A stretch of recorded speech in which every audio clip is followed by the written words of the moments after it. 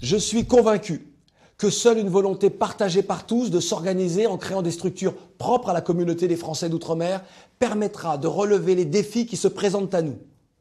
La continuité territoriale est au cœur des préoccupations d'un grand nombre d'entre nous. Comment se rendre dans nos régions natales à des tarifs plus acceptables? Pourquoi ne pas envisager de mettre en place pour les originaires d'outre-mer un dispositif similaire à celui établi pour les originaires de Corse? La continuité territoriale est l'affaire de tous et à ce titre, elle doit être portée par l'État. Tenez, plus grave encore, la politique tarifaire pratiquée par les opérateurs de téléphonie mobile faisant de nos régions d'origine des terres étrangères. Nous ne pouvons plus tolérer qu'il n'y ait pas continuité territoriale pour le coût d'une communication.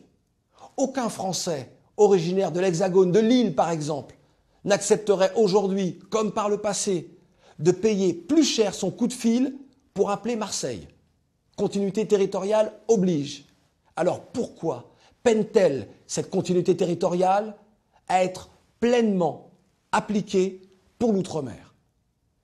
Début janvier, je me suis saisi de ce dossier de la téléphonie mobile et nous avons interpellé, je pense également à certains réseaux sociaux, tous les acteurs de la téléphonie mobile, privés et publics, et les solutions sont enfin à portée de main. Le dimanche 22 janvier 2012, lors de ses vœux à l'outre-mer, le président de la République a demandé aux services compétents de l'État de réunir les opérateurs de téléphonie mobile afin de mettre un terme à cette disparité tarifaire. La délégation a renforcé les conventions signées avec le CNUS pour une meilleure prise en charge de nos étudiants venus d'outre-mer et nous serons vigilants pour leur garantir un meilleur accueil dans la poursuite de leurs études au sein des grandes villes de France.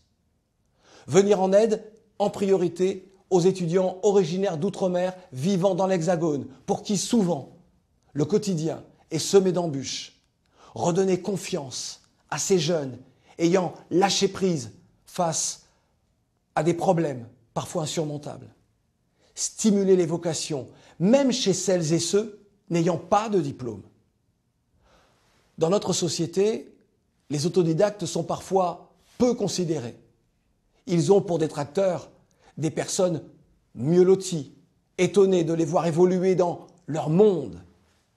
Mais aussi, et là c'est plus grave, celles et ceux pour qui ces autodidactes devraient normalement être de véritables exemples par leur réussite, des référents, des raisons de se dire « oui, tout est possible ».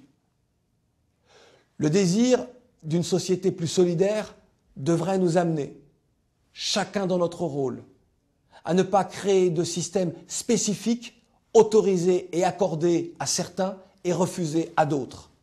Je souhaite mettre un terme à cette France à deux vitesses, comme le chante Dédé Saint-Prix et le dénonce tant de Français. Je me suis toujours battu pour cela.